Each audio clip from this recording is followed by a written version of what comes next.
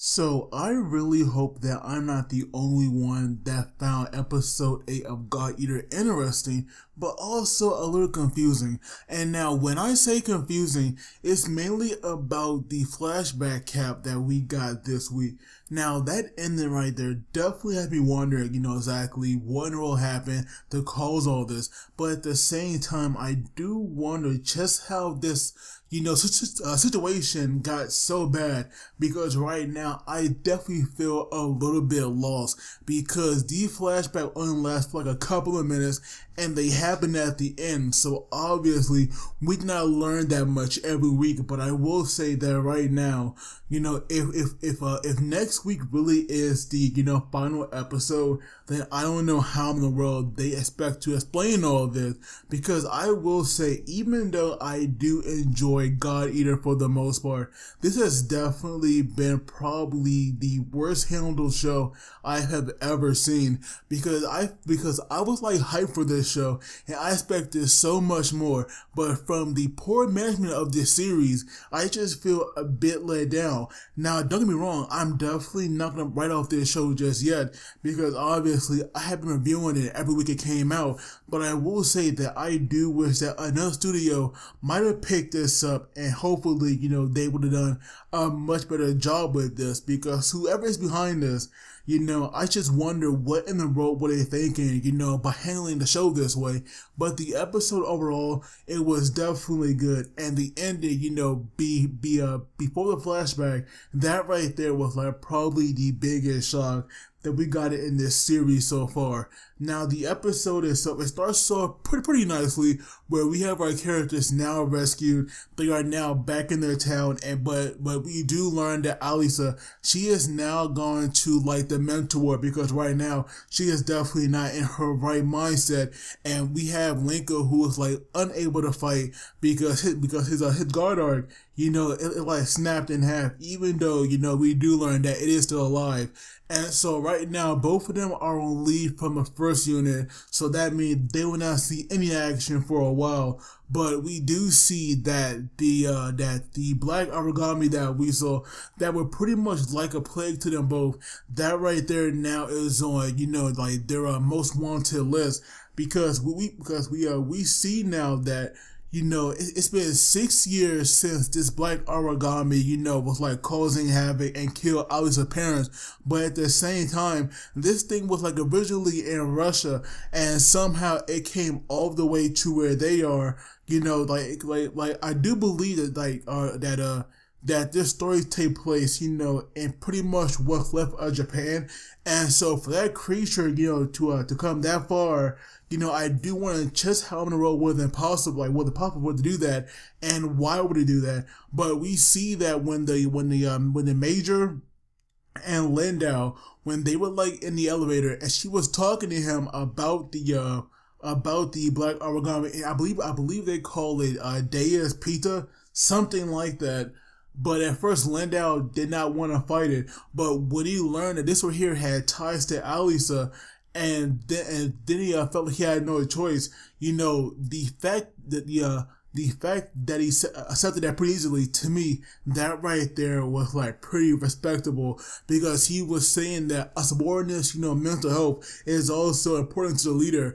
And so the fact now that he would like pretty much pick up Alisa's luggage and fight for her, so that way, she can finally get better and move on. I thought, to me, that right there was great. But we see Alisa, she was like in bed, and of course she was thinking about the Deus Pita, and of course she had the flashback again of her parents getting eaten by it. And even though she has a medicine now, she did not take it, but instead she picked it up and she threw it into a glass, and of course that right there caused it to shatter.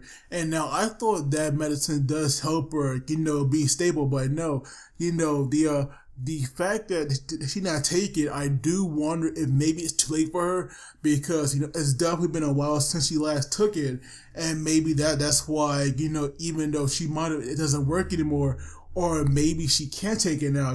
I have no idea. But Alisa's character is definitely very complicated, and I do want to just how in the world will she get past this? But we see that, you know, Lenka's guard arc obviously is in pretty bad shape, and apparently Dr.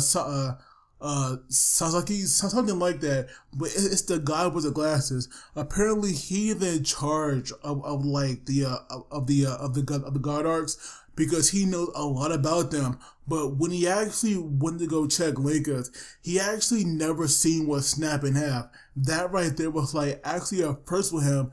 And so right now he needed to run these tests on Lincoln, because, you know, like, even though his guard arc is alive and can be saved, it still comes down to, you know, getting the right material, because we do learn that, you know, guard arcs, they are made from one man-made origami, and of course we all know that the origamis come from the oracle cells.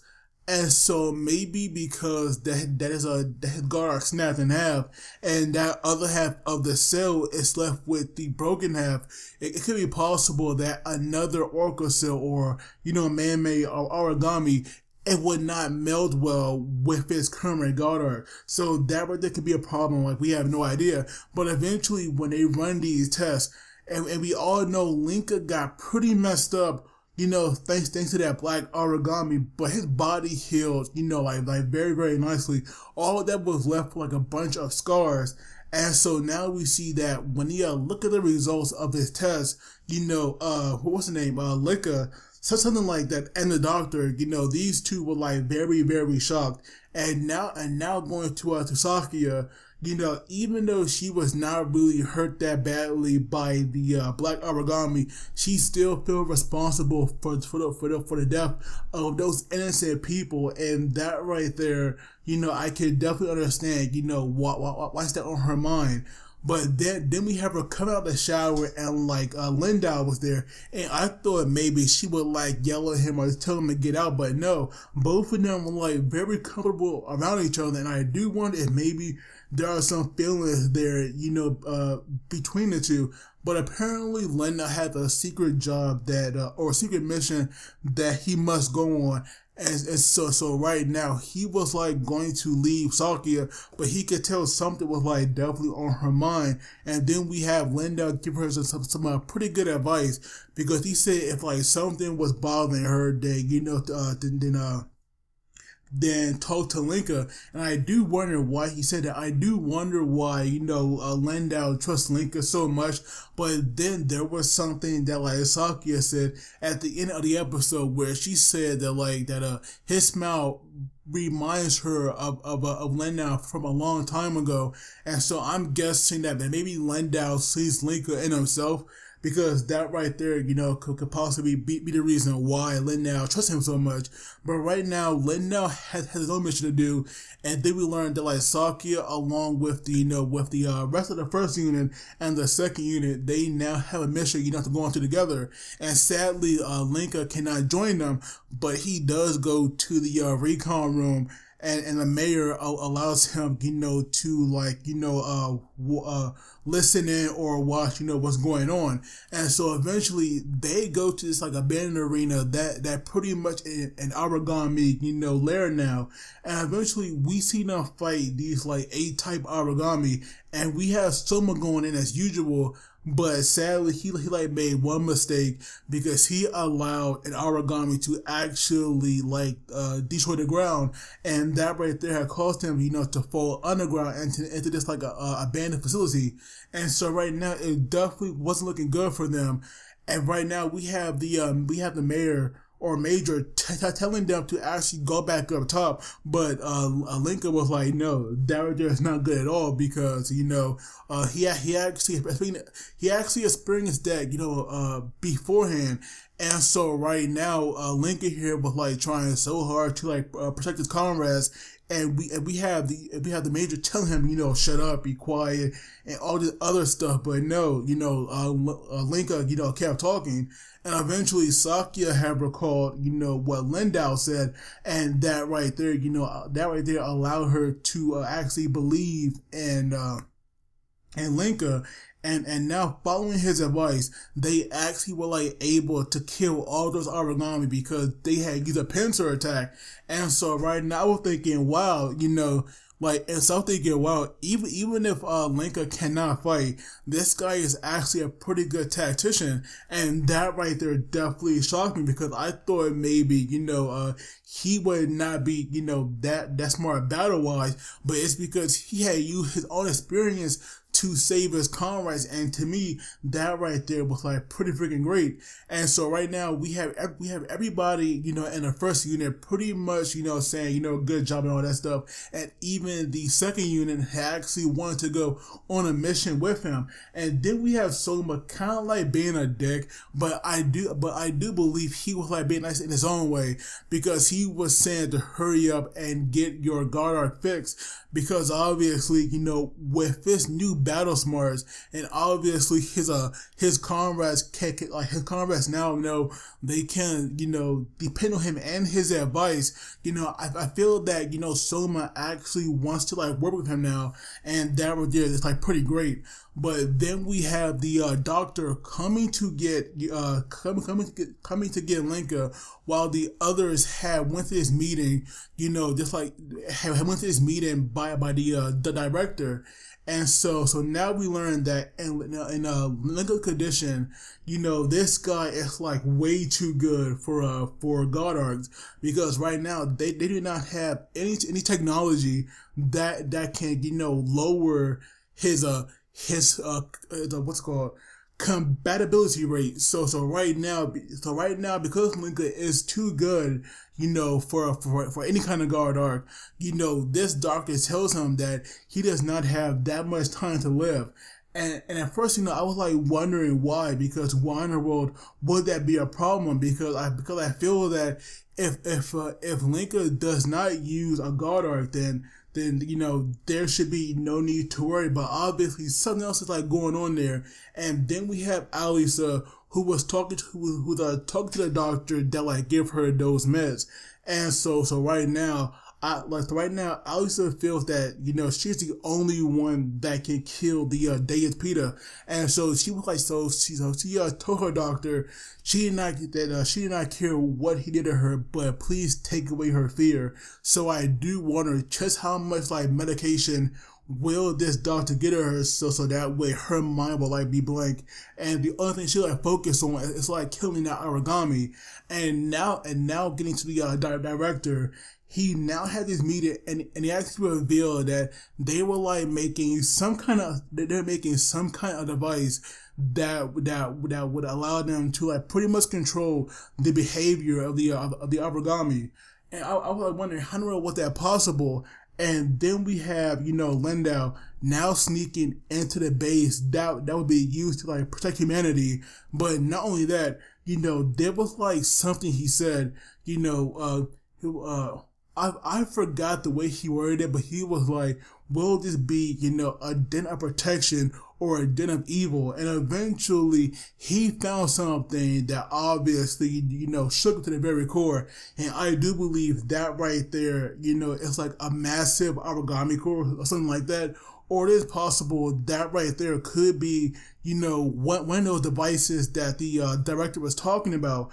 But, that right there, will bring up a good point because we have all the powerful, origami now being attracted to the far east branch.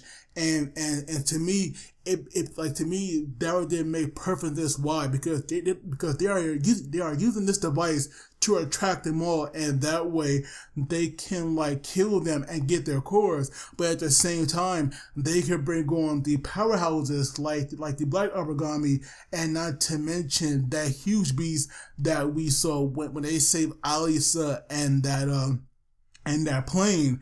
And so right now, this right here could be a double-edged sword, and I do wonder how will it play out, because right now, Lindow actually set off that alarm, and so right now he's on a run. We have Lenka now dealing with the fact that in a few years he will die, and once again Alisa will now give rid of her fear. But I do wonder how in the world will that affect her. But overall, oh, that's right. Wait a minute. I definitely can't stop yet, because now I must talk about that flashback that we got.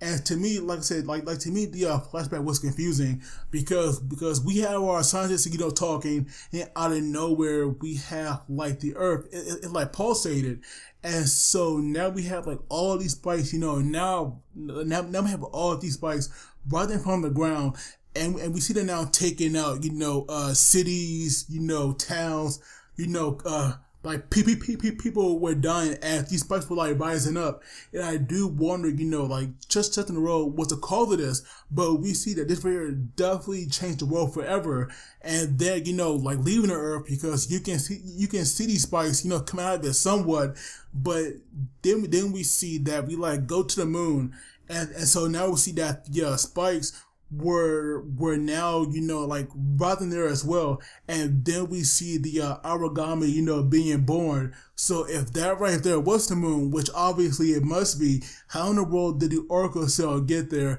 Now I do believe that we saw like some kind of crash rocket or something, and maybe that's how the Oracle cell got there. But if that was the case, how in the world did those origami get from the moon to Earth? Or maybe those origami were like, still on the moon, but it's possible that we just saw the birth of them.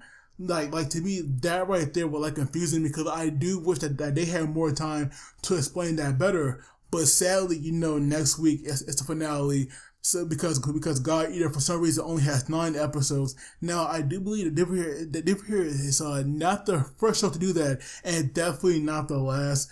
But I would definitely give my final thoughts next week. But overall, a solid episode. Like Lenka's future and the way he is now, to me, right now I'm definitely more interested in his character than I ever have been. But as always, don't forget to like and subscribe. Clearly helps me out. And as always, you gotta take it easy. I'll see you all next time.